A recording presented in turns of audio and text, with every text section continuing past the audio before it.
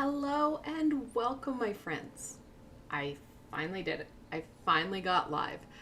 It's only taken me weeks. I've been wanting to do this. I wanted to do it yesterday, but that wasn't going to happen. I was really not feeling well, and my kiddo needed me, and I was just like, nope, can't happen. Still feeling a little bit funky, but thankfully I've been able to shift this quite quickly. Yeah, so feeling better. Excited to get into Mercury retrograde. But it's going to be, I think, something that we kind of need, just like everything else. Divine timing, if you will. Now, tomorrow, depending on what time zone you're in and where you're at, will depend on when Mercury is actually going into retrograde. Time zones, that type of thing, it matters. So know that in the next 24 hours-ish, we're going to see Mercury go into retrograde. It's the second time this year. We have another 4, another one hitting in August and another one in December. Thankfully, it's not a planet that goes into retrograde for long periods of time, about 3.5 weeks. When Mercury is in retrograde, of course, because Mercury is a personal planet, it impacts us greatly because we're social beings. And it's all around the communication. And that's what really impacts us the most. Because we are social beings, communication is important, whether it be technology. So yes, technology can be a bear this in the next 3 weeks. And then also interpersonal. So know that those are going to be a challenge. Just like everything else, a challenge does not mean a death sentence. It just means we're going to have to use our tools in different ways to overcome challenges. But at the same time, because we do have such a loud and proud planet in retrograde, some of those lesser, more hidden opportunities can come forward to us should we stay present. And that's what I want to look at. Because even with things in challenge, there are opportunities. So that's what I kind of want to look at. Yeah, we know it's going to impact communication, but what else? And that's why I do these readings. So let's get into the readings. The cards I've chosen for this. Now, this is a deck that was gifted to me.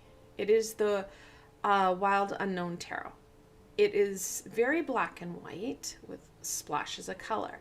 It is not a deck that is something that I would have chosen, but a very good deck, I find, for Mercury retrograde, because we find it's more black and white right now, and there are those hidden splashes of color. To help out, I do have the Chakra Wisdom Oracle. Our chakra system has a tendency to take a beating at this point in time because the energies are so off for us. And like I said, it's a personal planet, which really impacts us greatly. So let's get into this. What does Mercury bring, my friends? What can we expect? And I will be doing this the same way. I will do a quick overview of the cards, and then I'll get into it more afterwards. I'm trying to structure my readings so that the group readings are more user-friendly.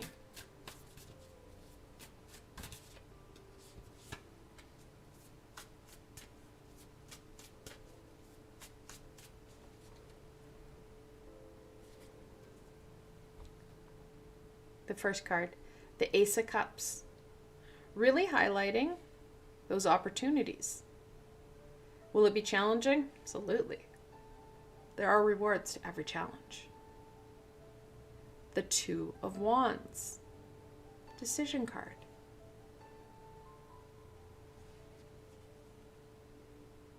The Two of Swords, talks about that balance and knowledge. Wheel of Fortune.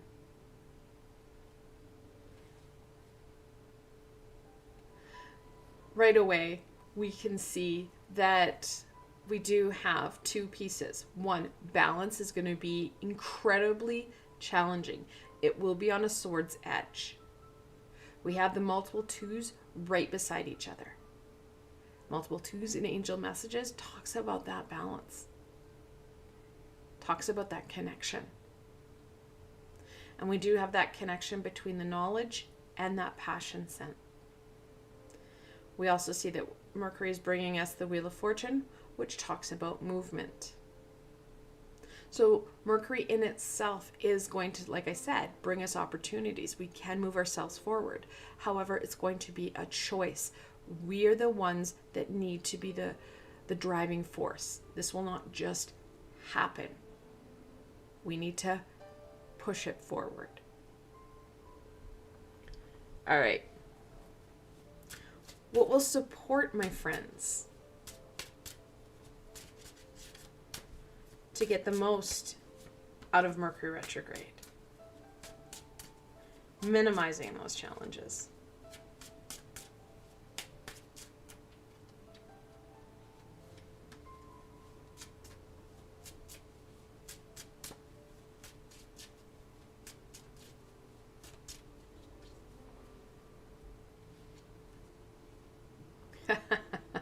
I love it when the cards are like, just what she said, balance, baby. So, and again, this is something that we're going to have to very much seek out. It's not going to be an easy thing to maintain. It's not like we can go, oh, well, I did a balancing meditation 2 days ago. Sure, that would have helped 2 days ago. It's going to be an ongoing, consistent follow-up.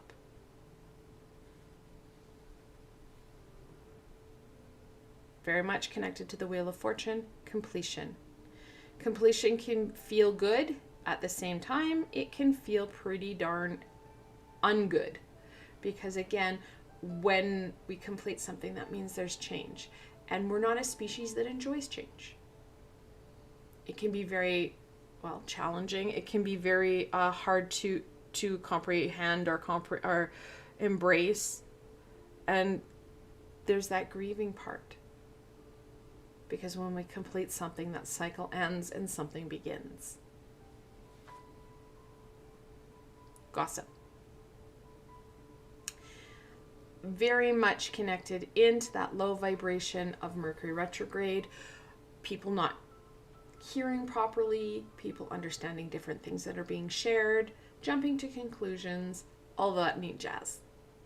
It's going to hinder this.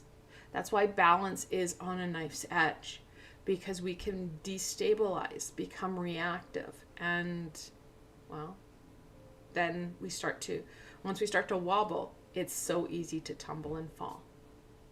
So no, just like any Mercury retrograde, you are going to have to be very more active in some of this stuff, very much in that driver's seat, to get the most out of Mercury retrograde. Okay, so I've done that overview. Let's look and get into it a little bit more. Okay, Two of Wands, the decisions we need to make, they're not going to be the easiest decisions, especially up against the swords here. Swords are about knowledge. Well, the Wands are about passion. They're not about emotion, they're about passion. It's what fuels you. Think solar plexus and third eye here. We're kind of staying away from the heart. The heart is what's going to cause us problems, because we're going to be reacting to misinterpretations, to the gossip, to the Mercury retrograde funk that comes forward. When we're destabilized and not able to function, and we're resisting or minimizing, we are slowing progress down. We're literally, and I like the fact that it's kind of almost like a dream catcher here,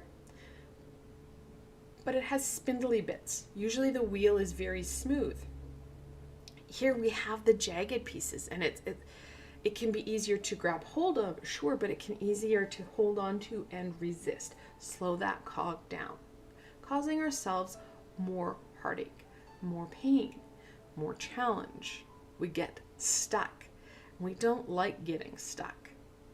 Well, and many of us are stuck anyway. We just get ourselves stuck more.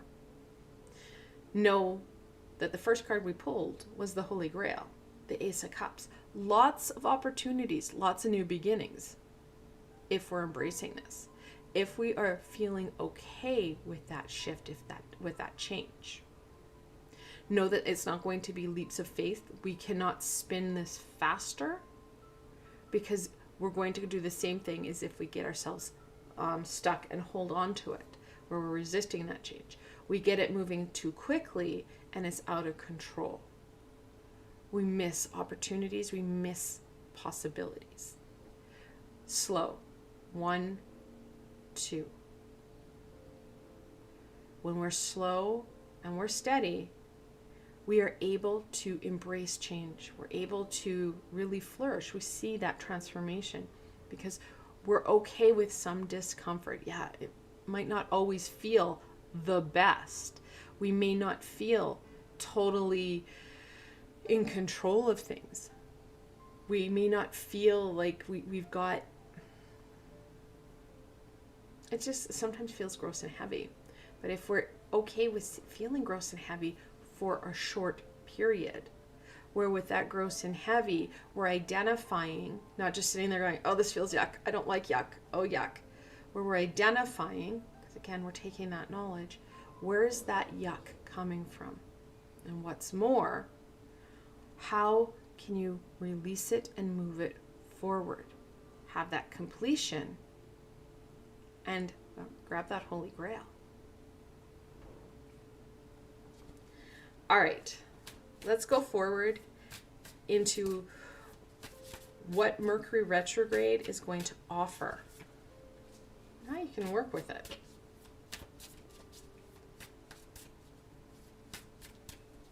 I like how the fact that the Two of Swords has an eclipse going on, because we had one yesterday or last night.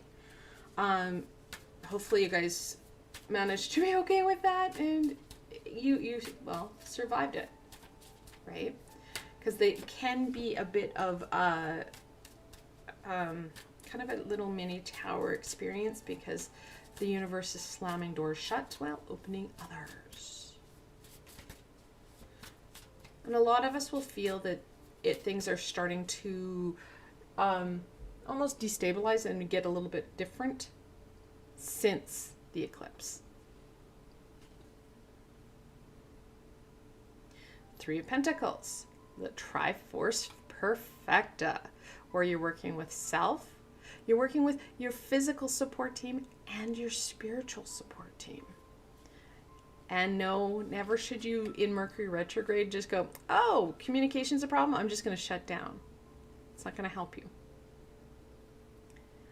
This is the Son of Wands, also known as the Knight of Wands. He's in reversal or on his head. This is the Knight that is very passion-based. He is full of that fire, that very much courageous movement forward energy. He's on his head. We have the 9 of Cups. Very much that prosperity card. This is usually the card with a very plump man sitting there with 9 cups behind him, and he's sitting with his arms like, yeah, I did that.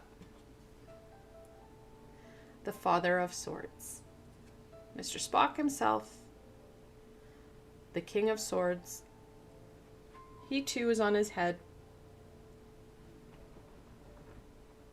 So, these two swords are very much connected together. I said that balance is going to be very much on that knife's edge. The King of Swords, or the Father of Swords, becomes very tyranny and very demanding, especially if we're not using our head, if we're not using our tools. And we're going to see that when we are resisting things, when we're not breathing, we're not staying in that frontal cortex, that third eye center, he's really going to push hard. We're going to feel that knife's edge, because that gossip, that low vibrational stuff is going to come forward. We're not going to be breathing properly. and we're going to cause ourselves more challenge. Think of it as when you have a parent say, "Oh, well, I told you so." This is going to be that on steroids, guys. It is going to be, "I told you so, and look what else you did. I'm going to show you all the stuff that you are really struggling at." You're going to feel that grief. You're going to feel that pinch. When you do take your breath and you've got that frontal cortex going and you are using your third eye, which means working with the high vibrational self, your higher self, you're taking all the knowledge that you can and creating solutions and working with the wheel, you're going to see another situation where you can say, "No, Dad, I told you." Either or, my friends. And you could receive all of it in the same next 3 weeks. So know that, yes, the Father is connected not only to this Two of Swords, to the Two of Wands, to the Wheel, but also to the Three of Pentacles, where we are looking at using your words. Yes, they may be hard, but that does not minimize or negate your responsibility to self and others. Like I said, we shouldn't be hiding. We need to be using our tools, checking in. This is what I heard you say. What did you hear me say? I want to make sure we're on the same playing field. Additionally, asking for the help, both from our physical support team and from our spiritual support team.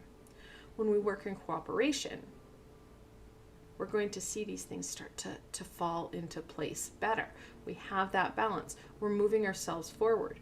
We're grieving that loss and saying, "Okay, you know what, that sucks. However, what it's going to be replaced with, I know is going to be better. It's going to fulfill me on multiple levels." The first two cards we had, Cups, which is the emotion. It's also that intuitional energy. It's also a very creative card. With the Two of Wands, which talks about that passion. It's that very fiery passion. It too is also very creative. This is two sides to a coin: the intuitional creativity and the passion-based creativity. So we do have that ability to be very prosperous. Should we stop and remember to use that frontal cortex and also ask for the help that we need, especially when we take the Nine of Cups into consideration, which is a card of prosperity, but not just any abundance. The prosperity and abundance comes in more than just the tangible. There's two prosperous cards. One is the Nine of Cups here, and the other is the Pentacles. The Pentacles is more that tangible, monetary, physical attributes. This talks about the abundance in different areas of your life: emotional, intuitional, and spiritual. When we use those aspects, we start to see things thrive. Creativity is part of this because, again, we connect into see, words are already hard. Intuitional creativity, but also the passion base, which is an emotion. When we build off of that, we start to see things really start to sprout out and grow. Now we do have this sun, this knight. Like his uncle here, we do have the ability to use him to our advantage. He is an adolescent, go big or go home energy. Just like any youth, direction is important. So when we use our head, we can push the energy, that passion, that courage to our advantage. But we have to make sure that we are in control of that thinking center. If we are reactive, he is running helter-skelter and he is running the show. And his uncle's getting mad. But when we're using our third eye and we're controlling him, uncle stays pretty happy. We're using that very Vulcan energy of mind, thinking, staying in that third eye thinking center. Not getting caught up in the crap.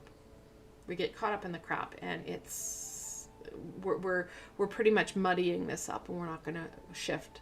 And we're going to find that the universe will only allow us to be stuck for so long before we do get the tower involved, and then it becomes all sorts of yuck and painful, and we don't like it. And that brings in a whole other problem set, and it sucks. So no, Mercury retrograde wants not only to build off of what already is going right, but start to detangle things. The only way you're going to do that is by using your head. I want to thank you guys so much for joining me today. I hope that this helped to understand Mercury retrograde in a different way. Everybody gets caught up in the, oh my God, it's Mercury retrograde. What am I going to do? How is this going to go forward?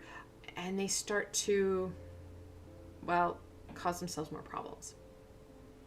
Like anything else, Mercury in retrograde is another opportunity to use our skills and tool sets in a different way, bringing forward information in a different way.